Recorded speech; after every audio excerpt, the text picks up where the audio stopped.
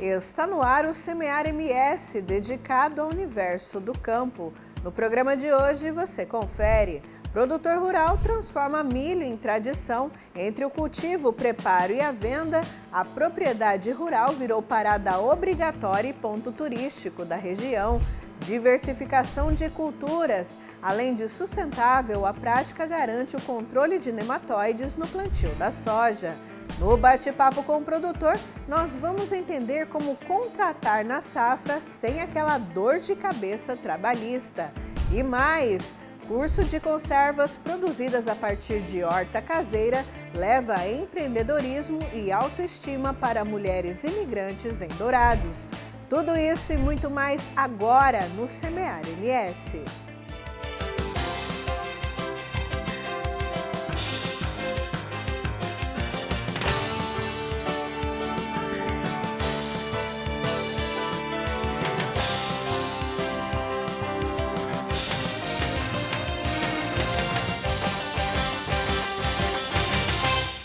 Às margens da rodovia entre Dourados e Fátima do Sul, um complexo único reúne o plantio do milho, produção artesanal e a venda de pamonhas que conquistaram a região.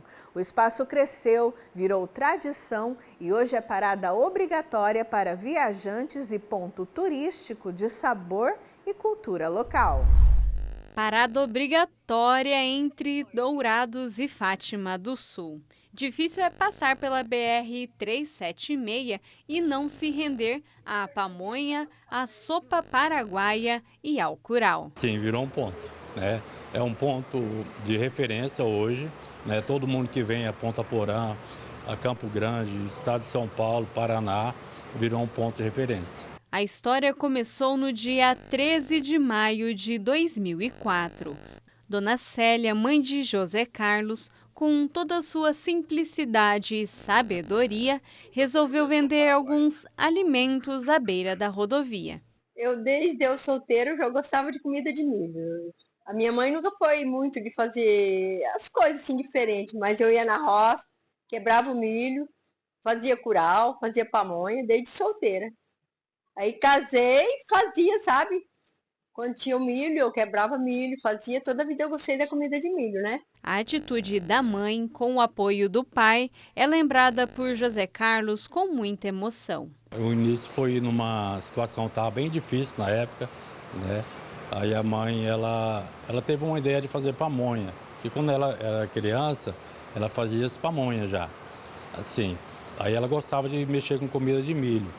E a gente estava passando por uma dificuldade financeira muito grande e a mãe resolveu fazer essas pamonhas para vender na beira da rodovia. Foi muito difícil, né? Não tinha uma cozinha adequada, era na cozinha de casa mesmo, um fogãozinho a lenha e não tinha milho na época certa. A entre safra ficava sem, tinha que comprar, às vezes achava para comprar e às vezes não achava. Aí resolvemos começar a plantar milho bem do início, com a matraquinha, e foi dando certo. Seu Manuel, pai de José, nunca imaginou que uma pequena caixa de isopor se transformaria em quase um ponto turístico da região. É uma felicidade, né? Porque eles vêm e já sabem que aqui a comida é boa, né? E é bem feita, né? Então eles vêm para cá para saborear a comida aqui. Nós temos orgulho. Mas quem fez isso aí foi o povo, foi os clientes, eles que ajudaram. A família produz o ano inteiro. Na lavoura deles, o diferencial está no milho, plantado e cuidado com dedicação. Existe um milho que não é transgênico, né? Um milho mais doce, a variedade mais própria para milho verde e próprio para silagem. E é um milho que dá mais trabalho para cultivar, mas é um milho convencional. A área de cultivo é de cerca de 10 hectares com irrigação. São plantados em média 2.000 metros quadrados de milho de 2 a 3 vezes por semana. E a colheita é contínua, garantindo matéria-prima fresca para a produção das pamonhas. O milho ainda é uma cultura que consegue ter o ano todo. Mesmo nas épocas difíceis, que é a época do inverno, entra a época da seca, mas com irrigação a gente ainda consegue produzir um pouco. Neste lugar, nada se perde. O sabugo, a palha e o excedente do milho viram alimento para o gado. E do campo até se tornar a pamonha, o milho passa por um processo cuidadoso para manter a qualidade. A pamonha ela é tirada da espiga todo dia lá na roça, aí vem para cima, para a cozinha, tira a palha, vai para o ralador, faz o processo de peneirar, preparar a massa, preparar as palhas e é feito a pamonha, a marra vai para o fogo e até chegar aqui na venda. Da beira da BR, o empreendimento foi crescendo aos poucos e agora possui uma estrutura completa. E vem novidade por aí. O espaço está sendo ampliado, ganhando cozinha industrial e área maior para receber os visitantes. É uma semente que vem plantando, tem muito a crescer ainda. A gente tem uma ideia ainda de ter uma cozinha industrial muito boa, conseguir atender outros lugares, né? Quem sabe um dia até expandir para o estado inteiro. Um empreendimento que nasceu da coragem de uma mãe e da união de uma família, hoje se tornou um verdadeiro complexo da pamonha. Muito mais do que um ponto de venda, é um símbolo de tradição, de sabor e de afeto para quem passa pela região. Isso aí é uma coisa que um depende do outro, a gente é uma equipe familiar, né? Vizinho, colaborador, né? E até emociono de falar isso daí, porque é muito difícil, foi muito difícil o começo e graças a Deus veio a superação. E chegou aquela hora de ficar por dentro dos principais eventos do agro no Brasil. Pegue papel e caneta e anote tudo o que rola na nossa agenda rural.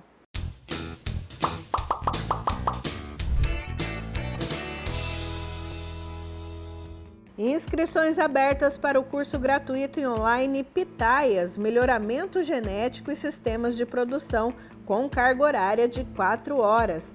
A capacitação aborda características da planta, cultivares da Embrapa, boas práticas de cultivo, manejo de pragas e estratégias de produção. Também traz informações sobre agregação de valor, fortalecimento da cadeia produtiva e propriedades funcionais da fruta. O público-alvo são produtores, extensionistas, professores, gestores e estudantes, tudo isso em oferta contínua. Inscrições abertas para o curso gratuito e online Fertirrigação, com carga horária de 32 horas. A capacitação aborda o uso e manejo de fertilizantes e agroquímicos via irrigação, essencial para sistemas agrícolas tecnificados. Destina-se a agricultores, técnicos, produtores, professores, estudantes e profissionais interessados em aperfeiçoar seus conhecimentos. As inscrições são em ofertas contínuas, sob gestão da Embrapa Semiárido. Inscrições abertas para o curso gratuito e online Recuperação de Pastagens Degradadas, com carga horária de 15 horas. A capacitação aborda o diagnóstico dos estágios de degradação, diferenças entre recuperação e renovação de pastagens e as melhores técnicas de manejo e uso de espécies forrageiras. Destina-se a produtores rurais, técnicos, estudantes e profissionais do setor agropecuário. As inscrições também são em ofertas contínuas. No próximo bloco, você confere. Diversificação de culturas, além de sustentável, a prática garante o controle de nematóides no plantio da soja. E mais, curso de conservas produzidas a partir de horta caseira leva empreendedorismo e autoestima para mulheres imigrantes em Dourados. O Semear MS volta já.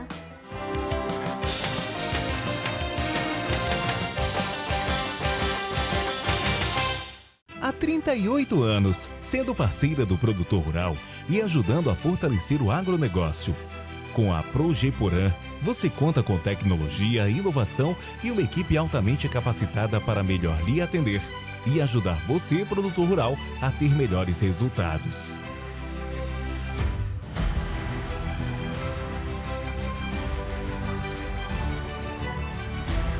Projeporã, a sua parceira no campo e nos negócios.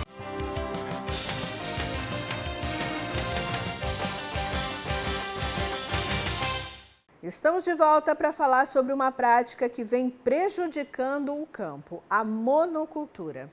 Enquanto alguns agricultores continuam focando exclusivamente no cultivo de milho e soja, uma ameaça invisível paira sobre as plantações, os nematóides. Esses parasitas podem destruir colheitas inteiras. No entanto, uma solução aparentemente simples pode combatê-los: a diversificação de culturas. Na rotina de uma lavoura, o trabalho inicia bem antes das primeiras sementes serem plantadas. Desde a fase de planejamento, a seleção dos grãos e os testes são cuidadosamente realizados, garantindo que o processo de semeadura transcorra sem problemas. Esse é o segredo do agricultor Darcy, que há anos tem lidado com a terra e descobriu na diversificação das culturas uma estratégia eficaz para se proteger contra os nematóides. É a rotação mesmo, a gente tem que sair do cultivo, a monocultura, milho e soja, milho e soja, milho e soja, que já vem há muitos anos. Como antigamente se tinha soja e trigo, soja e trigo. Nunca é bom, nenhuma nem outra. Então a quebra dessa continuidade, isso é muito benéfico para a terra, para você conseguir combater alguns insos que são de difícil combate no meio do milho, no meio do soja. Às vezes no trigo você consegue combater com facilidade. E até porque o trigo ele tem uma alelopatia que é muito forte e em cima de vários insos. Então ele é uma planta que por si só já ajuda você a desinçar a lavoura. Darcy é um defensor da agricultura do trigo e sempre a incluiu em sua propriedade. Esse ano, ele está se preparando para semear 700 hectares, reforçando não apenas o combate aos nematóides, mas também o potencial promissor que esse cultivo tem demonstrado na região da Grande Dourados. Nós temos condições na nossa região de produzir um dos trigos com melhor qualidade. Isso que chama atenção para a nossa região.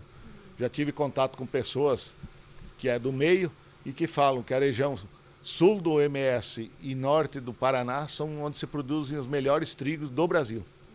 Então, temos essa oportunidade, a gente tem o know-how da coisa e vamos continuar plantando trigo. Essa quebra de ciclo faz com que a gente reduza também essa carga de nematóides e tudo isso aí vem em benefício do produtor. Todas as armas que a gente pode usar, a gente vai usar. Mas o sistema, apesar de eficaz contra esse tipo de parasita, ainda é pouco utilizado pelos produtores rurais, devido à pressão comercial entre o plantio de milho e soja. O modelo nosso de produção, principalmente soja seguido de milho, é um modelo que dá, na verdade, dá giro para o negócio agrícola. O produtor tem 2 colheitas ao ano, e ele consegue, então, girar os recursos dentro da propriedade, aproveitar melhor as máquinas, etc. Esta é uma limitação. Mas existem estratégias para você incorporar essas plantas de outono e inverno, essas plantas, vamos chamar assim, benéficas ou plantas de serviço, você incorporá-las junto com o milho, sem abrir mão da segunda safra, da safra do milho. É uma questão só de adequar bem, ajustar os seus procedimentos dentro da lavoura. As pesquisas destacam ainda que o uso combinado de plantas de coberturas e nemasticidas biológicos aumenta a eficácia dos pesticidas em até 30%, oferecendo uma solução sustentável para o produtor rural. A redução dos nematóides varia de 20% a 70%, dependendo da técnica utilizada. A espécie Pratilencos, que é uma que está hoje apavorando os produtores, ele ocorre de maneira intensa e causando danos em condições de solo compactado. E essas plantas utilizadas após a soja, em cobertura, e aí o melhor exemplo é a braquiária, poderia também ser o nabo forrageiro, elas têm a capacidade de trazer melhorias para a física do solo, descompactando o solo. As coberturas não servem de alimento para os nematóides e ajudam a fortalecer a soja, plantada em seguida. É uma escolha crucial para os agricultores protegerem suas lavouras no futuro. Imagina que uma área esteja altamente infestada e os rendimentos ano a ano começam a diminuir. Vai chegar um momento que você vai ter prejuízos. Então vale a pena até mudar o seu modelo por 1, 2 anos para restabelecer o potencial produtivo da sua área. Em Dourados, mulheres imigrantes encontram em projeto social em parceria com a ONU oportunidades de capacitação, acolhimento e empreendedorismo. Da horta caseira ao artesanato, a iniciativa fortalece a autoestima, promove autonomia financeira e valoriza a diversidade cultural. Nestes potes de vidro tem cenoura, pepino, pimentão, limão, alho, gengibre e temperos. Ingredientes que juntos viram uma conserva saborosa. A iniciativa faz parte do projeto Empreendedorismo e Desenvolvimento de Autoestima para Mulheres Imigrantes, em parceria da Associação Multicultural do NAMES, com a ONU, a Organização das Nações Unidas. Aqui em Dourados temos bastante imigrante, mas a população mais vulnerável dentro da população imigrante são as mulheres. Então, ela surge com a proposta de trazer a mulher fora do lar, primeiro para elas terem um tempo para compartilhar juntas e aprenderem também a ser conservas, a semear, a alface, que elas possam ser independentes, né? Mais de 50 mulheres participam das atividades que vão além da cozinha. Tem cursos de artesanato, manicure, pedicure, confeitaria e até horta caseira, onde já brotaram os primeiros pezinhos. A gente mostrou, né, a parte instrumental para eles, né, através de umas videoaulas, umas apresentações. Depois veio a parte prática, né, onde se mostrou passo a passo do que ia ser feito. Após dessa explicação, eles pegaram uma muda e levaram para casa. Alguns encontros são conduzidos por Jaise Valderes, cubana que ainda não domina o português, mas já compartilha conhecimento e inspira outras mulheres e até brasileiras participam. A maioria delas já tem cursos, tem conhecimento, né? Então, essa foi uma ideia delas, tipo assim, porque estamos em um país onde elas se visualizam por conta do idioma. Então, a gente trabalhou a parte, todos os venezuelanos falamos nossa língua para entendermos melhor. Além disso, temos também mulheres empreendedoras brasileiras, né, que foram acolhidas, né, e elas, tipo assim, entenderam, porque a gente falava devagar as partes, todo o processo, e elas também têm costume de fazer, só que do jeito delas. E assim nós mostramos como se leva a cabo essa informação para elas. O que foi produzido até agora, como a alface e as conservas, passará pela avaliação de um júri, que selecionará a melhor produção. Eles vão valorar a criatividade, o cheiro das conservas, as cores das hortaliças que elas utilizaram e também como a planta está sendo apresentada, porque vamos a ter 2 premiações, para a planta e para a conserva. Infelizmente, vamos ter só uma premiada de ambas, mas já para mim todas são ganhadoras. Com acolhimento e alegria, o projeto se preocupa com as necessidades de cada participante e valoriza a identidade multicultural que elas carregam. O assunto da língua é fundamental, porque elas têm um tempo de falar na língua delas, mas também conseguem processar, que a língua portuguesa é essencial para poder vender os produtos, que futuramente a gente espera abrir uma cooperativa de mulheres imigrantes com o trabalho que elas vão aprendendo a fazer aqui por meio deste curso. No próximo bloco tem bate-papo com o produtor. Nós vamos entender como contratar na safra sem aquela dor de cabeça trabalhista. Fique com a gente, o Semear MS volta já.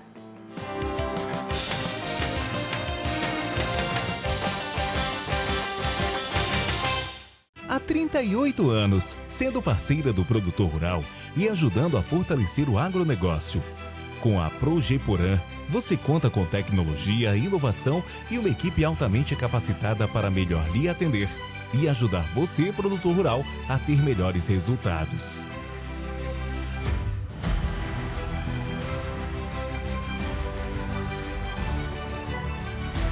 Progeporã, a sua parceira no campo e nos negócios.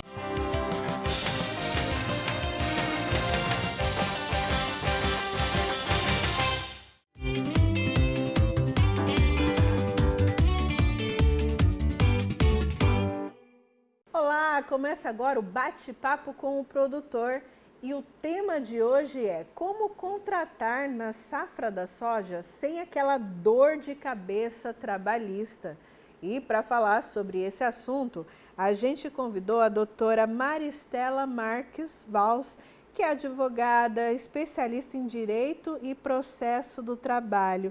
Doutora, a gente está entrando aí, né, no início da safra da soja, né, do plantio, né, da safra da soja, um período aí que chama bastante atenção, principalmente porque aumentam as contratações, né? Quais são os primeiros cuidados aí que o produtor deve ter para evitar, né, os passivos trabalhistas e o que são esses passivos trabalhistas? Muito bom dia para você. Bom dia a todos. Uma coisa muito importante o que você disse, porque qual é o problema de passivos trabalhistas? Às vezes, uma falta de esclarecimento, achar que por ser um contrato de prazo curto, não precisa ser registrado, ou que se você registrar, o custo vai aumentar, o que não é verdade. Sabe? Um contrato registrado, às vezes, causa até economia para o empregador. Porque ele vai ter lá, por exemplo, ele vai ter o registro e vai estar recolhendo INSS. Se no trabalho esse funcionário vier a sofrer um acidente, ele está segurado, ele tem direito de ficar recebendo pelo INSS, o patrão não precisa pagar, porque ele já estava dispondo de um seguro quando ele estava pagando o INSS. Então, assim, é um meio de proteção também. E um meio de proteção para o empregado também, que vai ter os seus direitos garantidos. Então, às vezes se pensa assim, não, mas é muito caro, você pagar férias, 13º, fundo de garantia. Não é, porque você está diluindo mês a mês esses pagamentos. Então, quando você tiver que fazer o acerto, o valor não vai ser tão alto. E se a pessoa não registrar, ele pode gerar um processo trabalhista com impostos, com multas, inclusive algumas que não vão para o empregado, que vão para o Ministério do Trabalho por falta de registro. Então, são fatores que vai elevar o custo e se o funcionário estiver registrado, ele pode abaixar o custo. E às vezes sai até mais caro, né, Exatamente. doutora? Tentar fazer essa economia sempre aí, sai mais caro. E pode sair mais caro por conta desses processos Sim. que vêm depois, né? Sim. A senhora que tem acompanhado aí, tanto na prevenção quanto depois, né, quando o funcionário às vezes aciona esses produtores rurais por alguma questão trabalhista, a senhora tem acompanhado bastante essas situações. Aqui na nossa região, quais são os principais erros que os produtores rurais às vezes cometem, né, ao tentar aí economizar, enfim? Por exemplo, uma prática muito usual aqui é se pagar um X depois, como se fosse uma comissão, depois que colhe. Por quê? Porque a gente sabe que o agricultor ou o pecuarista, eles não têm uma renda mensal.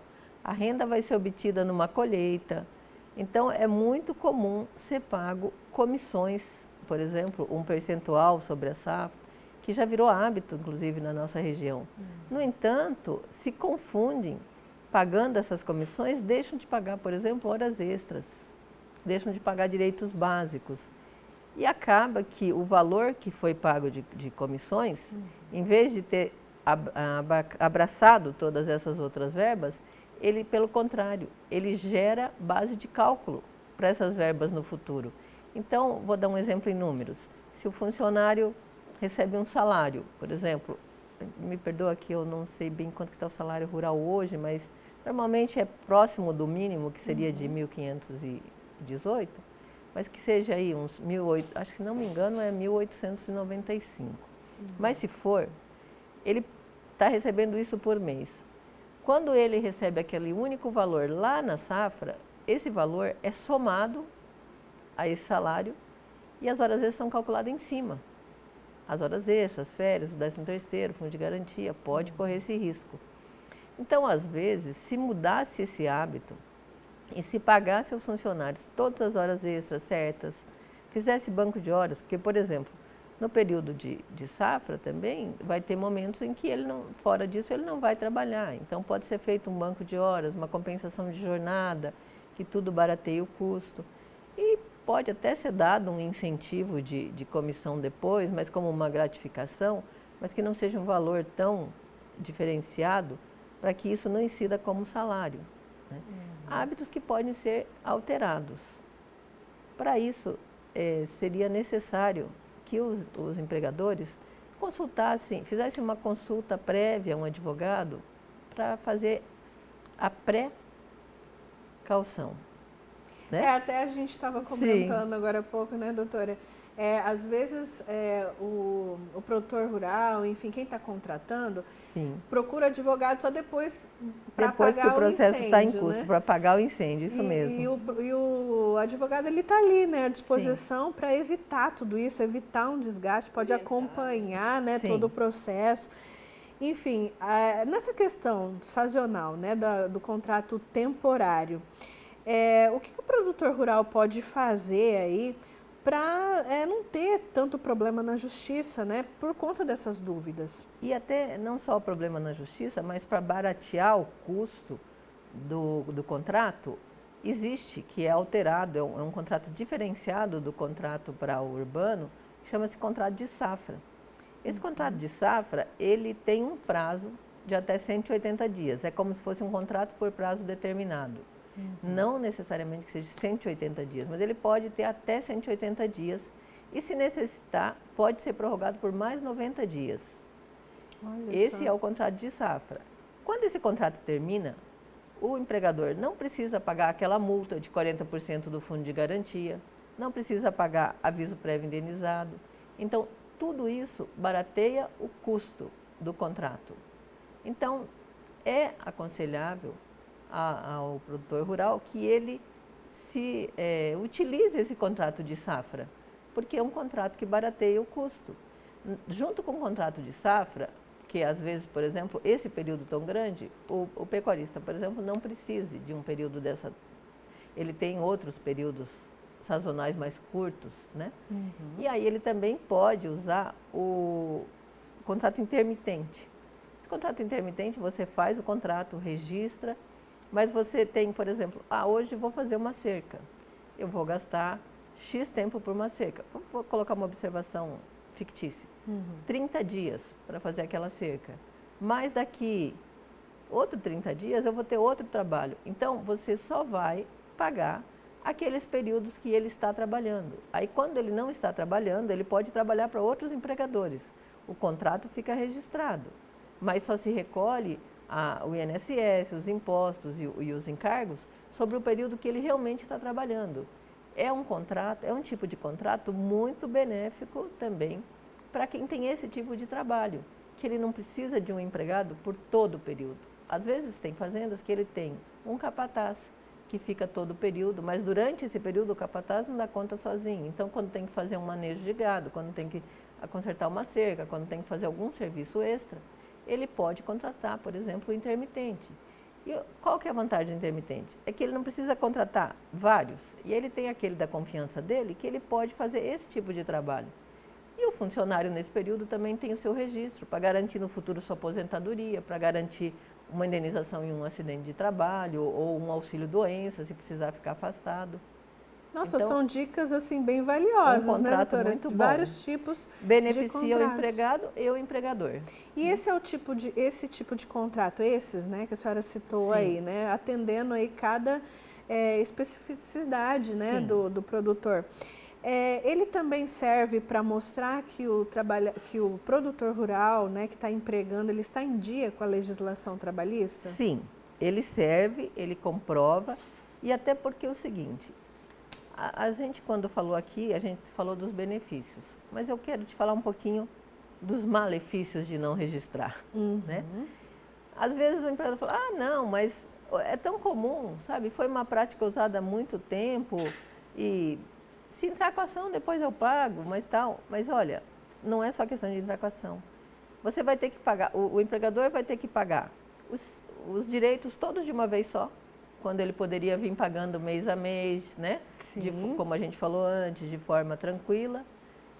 Não suficiente isso, ele ainda vai ter que pagar as multas ao Ministério do Trabalho, multa por falta de registro, multa por descumprimento de normas, por exemplo, normas que regulam a condição do trabalho, que seja o caso de EPI, entrega de EPI, adicional de insalubridade, periculosidade, são algumas coisas que às vezes ele vai ter que pagar e se ele não pagou durante todo o contrato vai ficar muito mais caro. Né? E além disso, hoje é necessário em qualquer empréstimo que você for fazer em banco, venda que você for fazer, que você tem que apresentar no cartório, ou outros tipos de contratos e negociações, certidões negativas. E se ele não pagou e tem essa, ele não vai ter a certidão negativa nem do Ministério do Trabalho e nem da Justiça do Trabalho, porque o nome dele fica negativado. Nossa, são impactos grandes aí na vida de quem está contratando. E depois ainda, se o empregador não conseguir quitar a ação trabalhista, ele ainda pode ter o nome no Serasa, pode ter o nome negativado em cartório. Então, são consequências que não são aconselháveis. Não valem a pena, Não né, valem doutora? a pena. E o contrato não é tão caro para registrar, né? Então, a senhora deu aí vários tipos, né, de contratos, enfim. Sim. E como é que fica a questão da carteira assinada, doutora? Ela ainda é a mais segura para evitar essas questões? É a mais segura para evitar essas questões. Tá? E o produtor, né, pode acontecer dele optar aí por contratar sem formalizar o vínculo. Seria dessas formas que a senhora falou de contratos? Não. Todos os contratos que eu te falei são contratos com vínculos, sabe? Só que é uma forma de o contrato ficar mais barato. Por exemplo, no contrato de safra, que a gente comentou, que é um contrato que todos precisam, principalmente os agricultores, eles às vezes não precisam durante o ano todo daquele funcionário, só naquele período de plantio e depois na colheita. Então, ele não vai precisar pagar o contrato o ano todo e quando ele tiver que se desfazer desse contrato e recontratar novamente depois, ele pode fazer e são com custos menores. Não tem multa do fundo de garantia, por exemplo, porque você sabe que o fundo de garantia é recolhido sobre o contrato de trabalho. Quando o patrão vai demitir, ele tem que pagar uma multa de 40% do valor depositado. Então, é um encargo, né? Esse encargo não tem no contrato de safra nem no intermitente. Lembrando que essas ações trabalhistas envolvendo acidentes, além de causar aí grandes impactos financeiros, também causam impactos assim, emocionais, né? Também, porque imagina, dependendo da gravidade, pode ocorrer até morte, né? Pode ocorrer até morte. Então, assim, é um cuidado especial também para o trabalhador, né, doutora? Outra coisa que a gente aconselha também é sempre estar atento para o maquinário, para ver se freio está em ordem, para ver se as máquinas estão em ordem, né? Porque há muitos acidentes com máquinas que a gente também percebe, né? Silos, né, doutora? Também na nossa região, né? Sim. Então, é manter isso e também procurar fazer um plano de proteção, né? Que ele vai procurar numa empresa de medicina do trabalho, as orientações de como deve proceder e fazer os estudos certinhos. Às vezes é uma coisa, mas precisa mesmo disso? Precisa, é bom, é proteção. E se o empregador está bem calcado nas suas proteções, ele vai evitar lá na frente uma condenação grande ou um prejuízo maior. Doutora, quero agradecer a oportunidade da senhora vir, né, esclarecer esses pontos aqui para a gente. E quem quiser saber mais, né, sobre esse assunto, principalmente agora, nessa época de contratações, como é que acha a senhora? Como que a gente pode entrar? Quem está nos assistindo, como que entra em contato com a senhora? Olha, eu sou advogada, né? Tenho um escritório ali na rua Cuiabá, fica entre a Mato Grosso e a Toshinobu Katayama, próximo do Laboratório Liviar.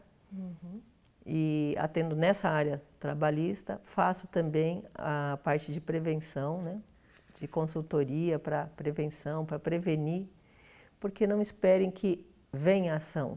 A gente faz defesa, faz ação também, mas se o empregador puder antes tomar conselhos para evitar problemas, ele vai ter um ganho com isso, né? E a gente faz também essa parte de consultoria de prevenção. Doutora, mais uma vez, então, muito obrigada pela presença e a gente sempre tem uma aula aqui com a senhora, né? Quando a senhora vem, a gente aprende muita coisa bacana, interessante, que serve aí para o dia a dia do produtor rural. Muito obrigada, obrigada pela oportunidade de estar esclarecendo e poder contribuir com esse assunto. Tá aí, esse foi o bate-papo com o produtor dessa semana. E o Semear MS também vai ficando por aqui. A gente se vê no próximo programa. Até lá!